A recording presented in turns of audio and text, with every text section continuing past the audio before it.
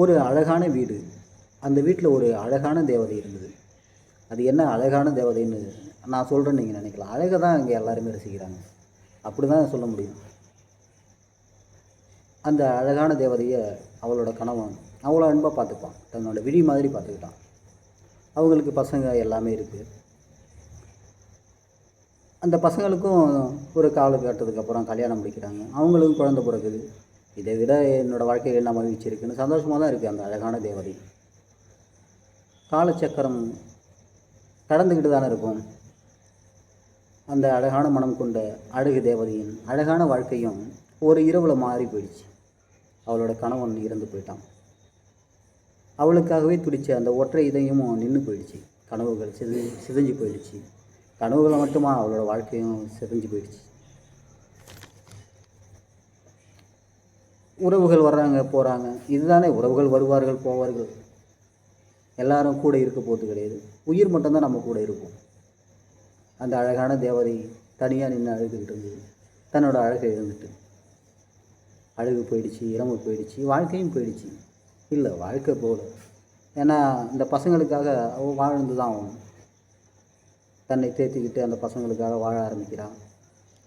அவர்கள் எங்கேயோ இருக்காங்க, இங்கே கிடையாது, அவங்க எங்கேயோ இருக்காங்க. தனிமை அவளை கொல்லுது. தனிமையில் இருக்கிறதுனால சிறு வயது நினைவுகள், இளமை நினைவுகள், தன்னோட கணவனோட வாழ்ந்த அந்த நாள் எல்லாமே நினைவுகள் வருது. அது ஏதோ அவளை செய்யுது. அந்த நினைவுகள் அவளை ஒரு மாதிரியாக்குது. முதுமையும் அவளை சூழ்ந்துக்குச்சு. தள்ளாடி நடக்கிறா. அப்புறம் காலும் முடங்கி போகுது. உறவுகள் அவளை கைவிட்டுடுச்சு. உறவுகள் எங்களுக்கு கைவிட்டுடும். எல்லாரும் அப்படி தானே, மனிதர்கள்ங்கிறது அப்படி தான். முடிஞ்ச வரைக்கும் பார்ப்பாங்க, அதுக்கப்புறம் எல்லோரும் கைவிட்டுட்டு போயிடுவாங்க. மருந்துகளும் கைவிட்டுடுச்சு. எங்கோ இருந்தாங்க, பிள்ளைங்க வந்தாங்க, அவளை என்ன செஞ்சாங்க, தூக்கி ஒரு ஓரத்தில் உட்கார வச்சாங்க.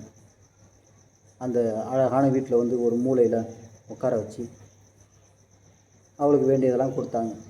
அந்த அழகான வீட்டில் இருந்த அந்த அழகு தேவதை ஒரு மூலையில் உட்காந்துருக்கு. அது தன்னோட வாழ்நாளை எண்ணிக்கிட்டே இப்படி எத்தனை நாள் இருப்போம்னு எண்ணிக்கிட்டு அழகாக உட்காந்துருக்கு.